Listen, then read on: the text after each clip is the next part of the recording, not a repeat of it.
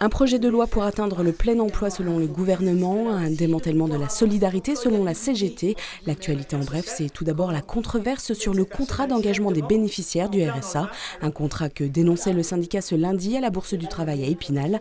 Il estime que le principe de solidarité est remis en cause et alerte sur les risques de travail forcé qui n'ouvrent pas le droit à la retraite notamment.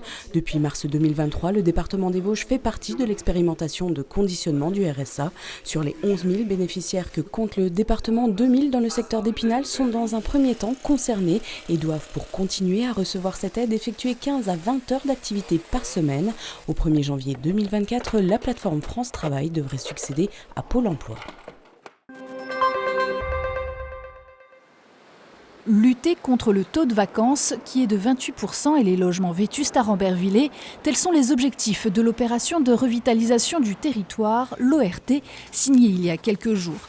Un outil porté par la communauté de communes qui a réuni autour de la table également la municipalité de Rambervillers et le conseil départemental. Les bailleurs et les particuliers avec des exemptions fiscales sont incités à investir dans l'hypercentre.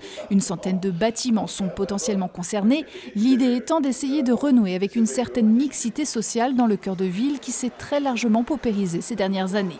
La maison de l'habitat, récemment inaugurée, servira de relais pour orienter les personnes intéressées sur les démarches et aides possibles.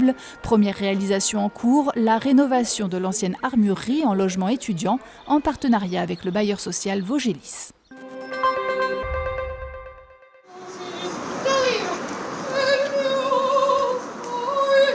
À votre attention, ce spectacle acrobatique a fait déambuler le public dans les coulisses et autour de l'espace Georges Sadoul ce vendredi soir.